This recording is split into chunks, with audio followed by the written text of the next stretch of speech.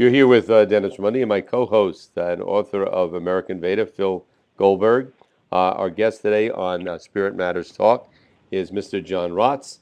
He is the founder and principal of the marketing firm, the Visioneering Group, whose mission is linking spirit, vision, and progressive values with compassionate communication to promote a positive and sustainable future.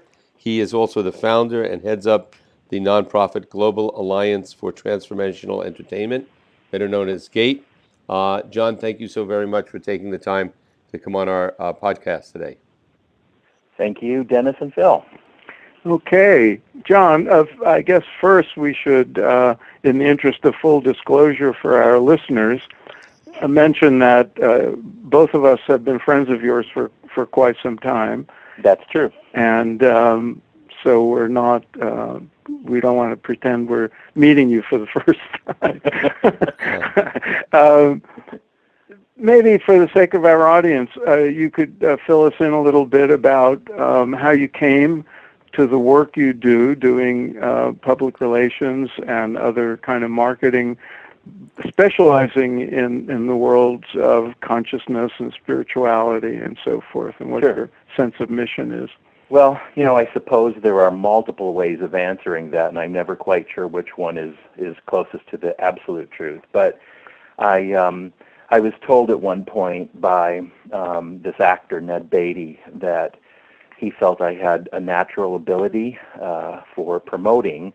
And one year for my birthday, when I was working for him, he gave me a book about public relations and said, "You should be doing this."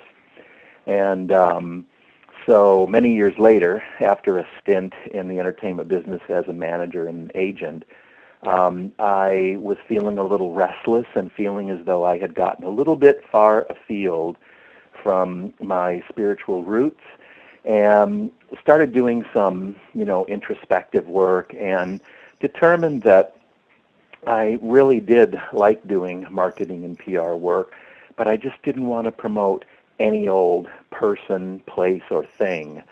I really wanted to promote projects that were of a transformational nature.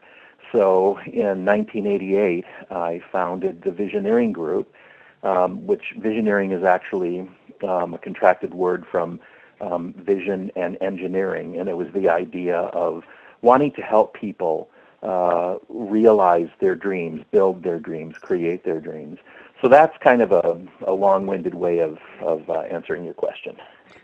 John, I wanted to ask about your connection to, you've worked with some amazing people and done work for some amazing folks like Eckhart Tolle, Deepak Chopra, Yes. Peter Russell, Madonna.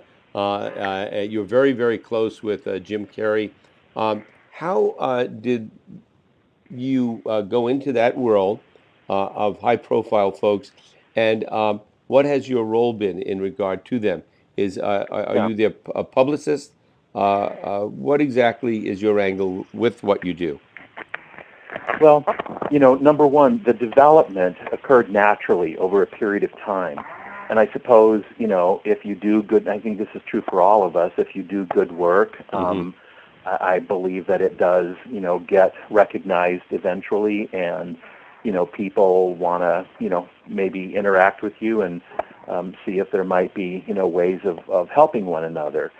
And it's interesting, while my roles for many of those folks started out initially as a publicist or PR person, over time it's kind of morphed into more of an advisor, consultant, confidant, advisor kinds of roles.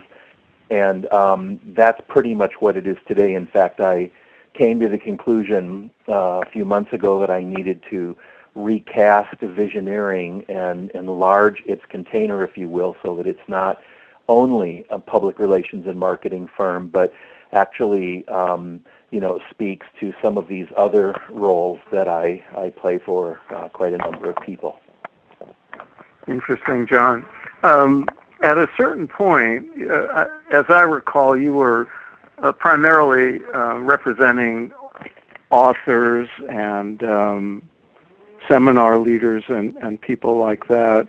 And then you shifted into this world of transformational entertainment. Yeah. I know they overlap, but maybe you could tell us what GATE is and what its mission is. Sure. Well, that transition, by the way, started to naturally occur in 1990 when I was promoting a film called Mind Walk, based on the work of Fritjof Capra. And during the process of promoting Mind Walk, I discovered that there was a large audience for content that could be labeled transformational as it relates to the film process. And so I, thought about that and actually coined the term transformational film in 1990, and later it, became transformational entertainment and media. And then, flash forward a number of years to 2009, which is when we officially launched and inaugurated GATE, the Global Alliance for Transformational Entertainment, at Fox Studios here in Los Angeles. Interestingly enough, when I first, when this idea occurred, it just kind of emerged, and I would resist it, and it would come back, and I would resist it, and it would come back. And actually, one day I was sitting with Eckhart Tolle, and I shared the idea with him and said, it kind of is persistent idea, and he said, you should do it. And I took that opportunity to engage him, and I said, if I do this, if I produce an event, to launch the organization, would he be an honorary co-founder, and would he deliver the keynote address? And the reason being, I felt consciousness needed to be front and center in such an endeavor, and I thought he was a very good exponent of consciousness. So he said yes, and once I had him, so to speak, I then went to Jim, and I had introduced Jim and Eckhart years earlier, and I said, Eckhart and I are going to do this event. Would you, be an honorary co-founder of the organization and co-host the event with me? And he said yes. So I knew with Jim and Eckhart bookending the event that people would probably take me a little bit more seriously. And that night, in early June 2009, when we inaugurated GATE at Fox Studios, and everybody said, you won't get many people. Well, we filled every seat, about 500 seats at the Zanuck Theater, and we turned away almost 1,600 people, including a lot of A-listers and producers and directors who couldn't get in. So we knew that the idea of transformational entertainment media was an idea that had truly come. Right. I wanted to ask you, John, we actually discussed this about a week ago, that you were doing some work now for Eckhart Tolle and a new book he's putting out. Tell us about that. Well, the book is actually the 10th year anniversary edition of his seminal work, A New Earth. And it has sold millions and millions and millions of copies worldwide. So this coming January will be the 10th year anniversary. And not long ago, I received a call from Eckhart, and he mentioned to me that a production company had approached him and his publishing company, Namaste, and that they were interested in turning A New Earth into not a Talking Heads documentary, but a dramatic narrative feature film. Wow. So we are currently in the process of developing it. We've got some ideas, and we're working with William Morris Endeavor and others to find a screenwriter to write the work, and most likely that screenwriter will work with Eckhart on helping to shape the idea. That is fascinating, John. I have to get you to elaborate a little bit about that, because as a professional writer, as somebody who's written screenplays and writes about spirituality and consciousness in nonfiction, it has often occurred to me that certain things are very, very hard to dramatize and put on film. And one of them would be the kind of inner experience that Eckhart writes about, which is of silence, and is is a very internal thing and can be formless. And how do you dramatize the key moments in somebody's life when they're that internal and that without imagery? Yeah. Well, I think it has to do with how you shape the story from the beginning, meaning you do not necessarily, in other words, it's not necessarily going to be a film about Eckhart and Eckhart's experience, but it's going to be a film about all of us and the process of, if you will, awakening.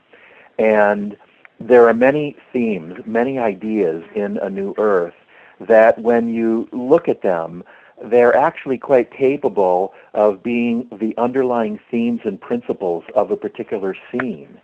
And then it becomes a question of, who are the characters, and, what are the characters going through? What is their experience internally, externally? How do the two of those play? How do they play and interact with others, and so forth? So you start to build the whole narrative around the inner-outer experience, and you make it really juicy in certain ways.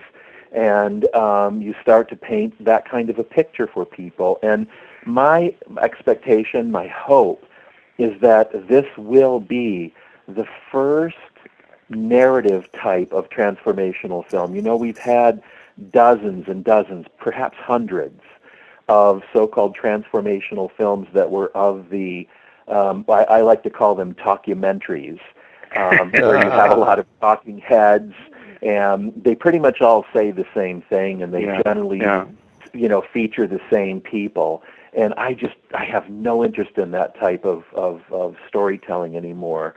I think it's much more powerful to tell a narrative story. So that's the direction we're moving in, and as I said, we're starting to interview screenwriters now. We've got a budget for that, and we're very excited about the possibilities and potentials, especially with, Eckhart helping to guide that process. Right. John, along those lines, I would think that the subject matter is so intimately tied to Eckhart Tolle and in what he presents to the world that does he have how much control does he have over the final product in terms of the actual screenplay and the film itself? Yes. Well, he will have, I don't want to say absolute control, but it is Hollywood after all. Yeah. He'll have to feel good about it. Yeah.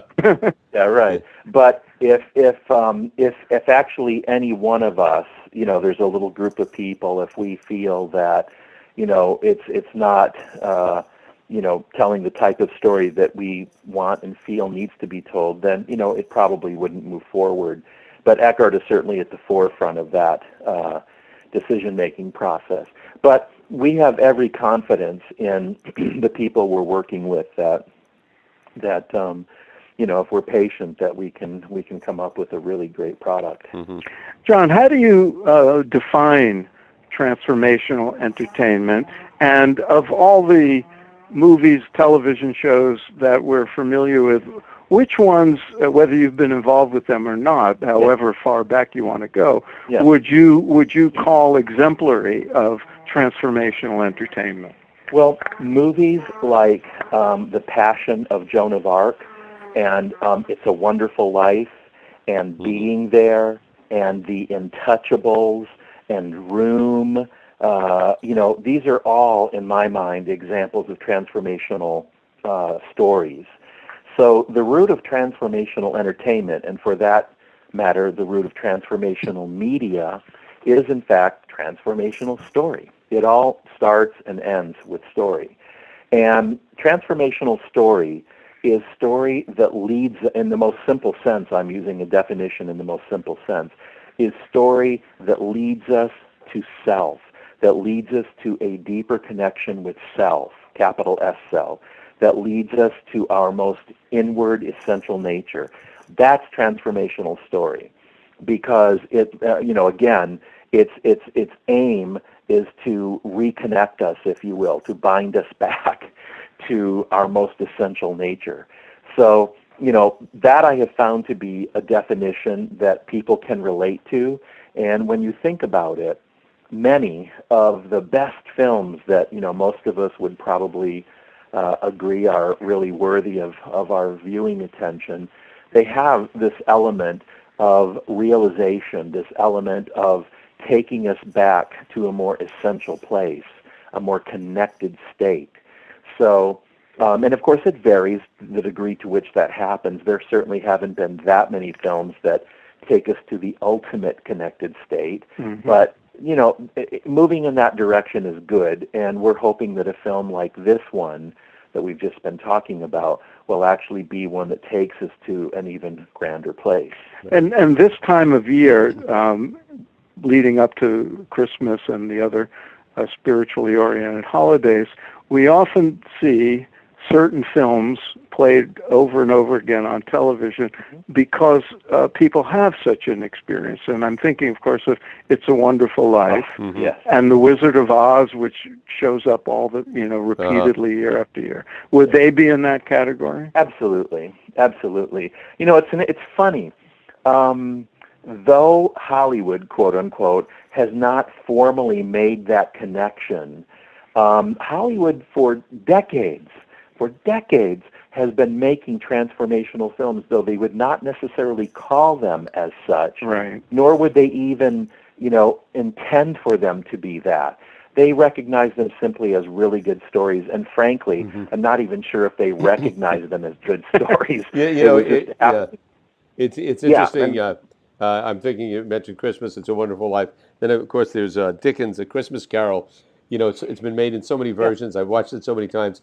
And I never thought of this before until this discussion right now. But I think the reason why people like to see transformational stories is because it allows them to make transformation, or inspires that, and also allows them to reflect on the transformations that have or have not taken place in their life. Because I watch these same movies every year, and I never tire of them. And I think probably that's why.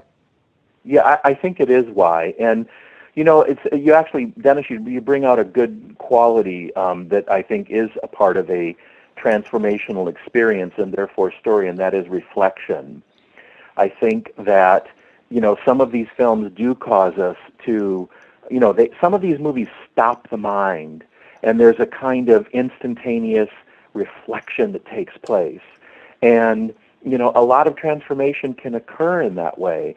Now, I don't necessarily think that a movie or a news report or a book or a CD or what have you, stage play, will lead to a full and utter complete awakening. But, again, they're all, as Eckhart might say, they're all useful pointers. And by the way, I want to also pay homage to Maharishi, whom both of you are very familiar with, because I believe that the seeds of Gate were planted by him back in 1977 when I heard a tape about, the role of the artist. And I was so moved that I stayed up to, watch the lecture again and took notes, and discovered them around the time the idea for Gate emerged. And so I feel this that there's kind of a lineage now that Maharishi is kind of the progenitor of transformational entertainment. That's interesting. When you said that, an entertainer who both Dennis and I were friends with came to mind, and Andy Kaufman, and it made me think of this question: where, in your sense of transformational entertainment, would comedy come in? Well, I think the role of comedy is that it bypasses the intellect, that it goes straight for the heart, and it doesn't give the mind a lot of time. Same thing with magic. For me, magic and comedy are fairly closely intertwined, because and also I remember actually not too long ago Jim Carrey and I were watching a video of Maharishi and Doug Henning. Right. No, sorry, it was Andy. And Andy was asking the question about entertainment and its role and so forth. And Maharishi said something interesting. He said that it is the value of contrast that creates that, and I'm kind of paraphrasing him, that creates that thrill of entertainment. So an entertainer, or rather a comedian or a magician, will show you something or say something that you don't expect, and it kind of creates that contrast. Right, and it takes the mind, blows the logic of the mind. A good punchline or a good magic trick, you have to suspend the intellect because it's a shock. That's exactly right. Yeah. John, I wanted to ask you, I know you're very close with Jim Carrey, and you introduced me to him last year, and I've always been very impressed with him. I was especially impressed when I met him. But when I look at the films he's made, something like Truman and Liar Liar and Bruce Almighty and The Eternal Sunshine, these are movies that were, I think, risks on his part because they were really off the beaten path of just straight comedy he could have done and just made huge amounts of money. Even though his movies are successful, he didn't have to take those risks. And he strikes me, John, as being a real seeker, somebody that's looking very intently, very intensely for deeper levels of meaning and everything. Is that what he's like? Tell us a little bit about him and your relationship with him. Well, listen, I mean, Jim is not only a consummate seeker, but he is a consummate finder. And I'm saying that to be that he lives what he speaks about and does so in a very thorough way. And by the way, if you think those films were daring, he has 2 films. He's actually in Poland right now shooting a film. And that film and one that he did where he plays a hermit that lives out in the desert will both be out next year. And I think those will both show him in a very different light than anything he's done before. But what I can tell you is that his life is in a sense, it's all a risk. He likes living on the edge, in a conscious way. He likes to not do the same thing again. He's always looking for the new, and the new with an edge. And, more and more he is finding, as he finds his inner connection, he wants to share that more and more through his work with other people. So there are just certain kinds of films he won't do, I think, ever again. And I think he really is looking to, as Andy did, break boundaries and open people up. Interesting. John, along those lines, and you don't have to name names, people's image of Hollywood and the entertainment business and the music business is of a lot of glamour, overpaid people, a lot of narcissism, a lot of superficiality. And but those of us who live in LA and have even a peripheral relationship to people in the business realize at certain points that's really unfair. Have you been pleasantly surprised or not at the level of awareness and positive intention that you've come across in that business? I've not been surprised because I've known that to always be true. I've met, we'll just use the word entertainers, but I've met them, since 1979, who were very, very conscientious and conscious and transformational, and I've met the opposite. The opposite exists, but it exists in daily life, in ordinary life, and so why should it be any different when, it's the entertainment business? It's still people. And, it gets magnified more in the entertainment business because, the whole media spotlight is focused on, the most minute details of the lives of these people, I think somewhat unfairly. But there are some of them who choose not to show their good works, their mitzvahs, if you will, in public, but who do incredible work, who donate large sums of money, who actually go out on the streets and do work with people. And, they do it confidentially and somewhat quietly, but, really they're no different. They're just playing on a different stage, and that stage happens to be one that has full banks of lights instead of just a single solitary light. Right. So you see it in a much more glorified way. Right. But people are people, man, Right. Hey, John, if you continue your work with Gates, and if your work is successful, and I'm sure it will be, where do you see the entertainment industry going? Where would you like to see it go in 5 or 10 Well, years? What would you like to see out there? Number one, I would like to see story become a more prominent concern when it comes to filmmaking. Obviously, right now there are many high-budget, special effects-driven films, superhero-type films, and they're fine. They have a place, but probably like many of us, one has to. On the weekends, I want to go to a film, but I've seen this film and that film and this other film, and then there's nothing else for me until another good one comes out, and it could be weeks, in between. Same thing with television, hundreds of channels and very little. Yes, there are some good content, and I will point out HBO and others, and of course some of the newer studios, Amazon and Netflix and such. So, there is really good content. But I just wish that there could be a more overt expression of the universal themes of life in narrative form. And to that end, Gate is now creating, I believe it will be the world's first certificate program in transformational story.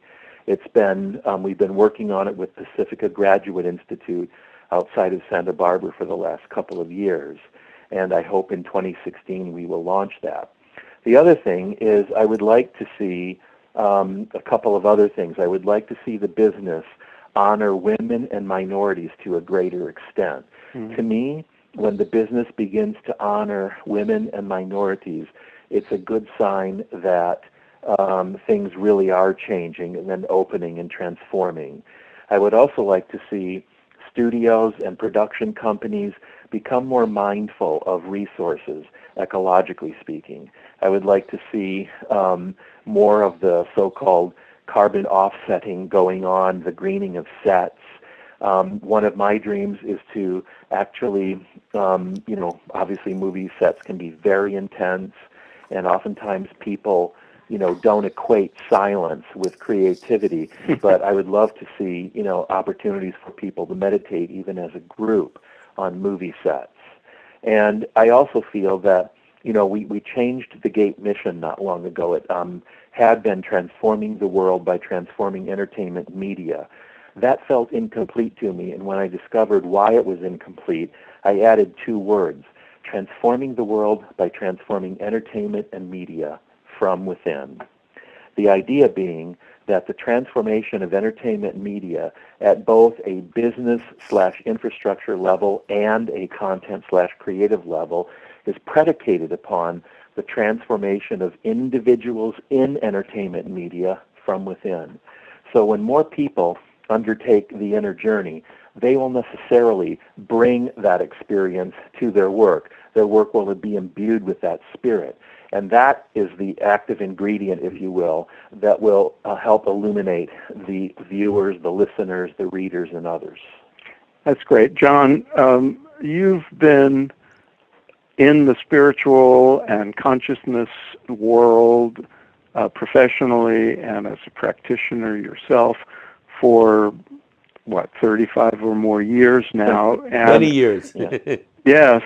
And, independent, and not just in the entertainment end of things, but in other realms as well. Yes. So I'd be curious to know about your observations from your unique vantage point of how things have changed. What, for example, has surprised you most? Well, I don't feel there have been surprises per se. It's more a recognition that there's a cycle going on and that people are in different places with respect to that cycle. And those of us who are growing older, we have a particular vantage point. You know, we have the benefit of, you know, history now to look at. And, you know, some of the things that previously I kind of sneered at, you know, being they're novices and they don't know and blah, blah, blah, you know, that was wrong. Everybody's in a particular process. And though it's challenging at times, you know, it is a process. And I welcome more and more people onto that path of process.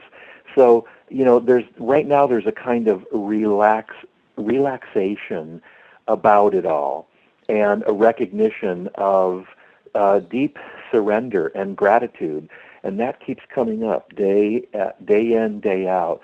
Throughout the day, I notice that sometimes very simple interchanges with people, sometimes very simple experiences of perception, inspire the heart to just kind of melt a little bit, and you do feel this sense of gratefulness, and you feel thankful, and you feel this is a wonderful life. And so, you know, I can't really say there have been surprises. It's more about a recognition that, you know, that I need to just pay attention to my work and myself, and work as best as I can with others, and, you know, not let my own material get in the way of a successful interaction with somebody. Great points, John. One more thing I wanted to ask you. Somebody listening in, they're inspired now. They want to support the making of and the creation of transformational entertainment. What can individuals do to participate in what Gates is doing, your nonprofit? Yeah. Well, interestingly enough, we are exploring actively the transitioning of Gate from a nonprofit organization to a for-profit company, a for-profit venture. It's very difficult for an idea such as Gate to gain traction as a nonprofit. We feel we will have a better chance if we become a for-profit company and create a kind of membership platform where people can join and avail themselves of the various resources that we offer and provide. So we're really looking and exploring that now, and our nonprofit attorney is looking at how to transition us from nonprofit to for-profit. But once that's done, then people will be able to join Gate. It's called Gate Nation, and they will be able to avail themselves of the various resources. And, you know, interestingly enough, we discovered that there are three kinds of audience members. There are the professionals who are established, and they have a different kind of need than other people. Then there's a large middle section. Those are the people who are up and coming, and they haven't yet really made a significant mark, but they're working, they're trying, and they need a certain level of resources, And then there are the people who simply love the idea of a better quality of entertainment and media content. So, you know, all three will be welcomed into Gate, but the middle section is the one that we're going to be focused on mostly. That's great, John. Before we get off the air, so to speak, is there anything you'd like to leave our audience with by way of advice or wisdom, or something you'd like to call their attention to, some upcoming project or something? Yeah. Well, you know, I would like to encourage everybody to mindfully examine their media diet. What is it that you consume in the way of media? What movies do you watch? What newspapers and magazines, offline and online, do you read? What music do you listen to? And whatever the case might be in any of the arts, always make sure that you balance it so it's not all one or the other, but it's a nice blend of a variety of styles and genres. And, everything that we experience, we metabolize. And the same is true with our entertainment media intake. Watching too much breaking news, quote unquote, on CNN will give you heart palpitations. Yeah. So you can't just constantly stay focused in that space. You need a respite. You need some silence to counteract that. And there are so many amazing, beautiful stories happening on the globe today. If you watch, in fact, I want to call everyone's attention to Eckhart Tolle's new introduction to A New Earth, because he does talk about this. And if we only pay attention to the news stories, on various channels, we'll think that the whole world is falling apart. But it's only a layer, a very thin layer of the incredible things that are going on the planet today. Good point, John. Thank you so much for coming on. We've been speaking with John Raatz, who is the founder and head of the Visioneering Group, and also the founder and heads up the nonprofit Global Alliance for Transformational Entertainment, doing great work and very insightful for me. I think this whole idea of transformational entertainment, I have a better understanding of, very excited about it, and really want to support you on your work, John. Thank you so very much. Thank you, Dennis. I appreciate the opportunity a lot. Thanks, John. All right, be well. Take care. Goodbye, everyone.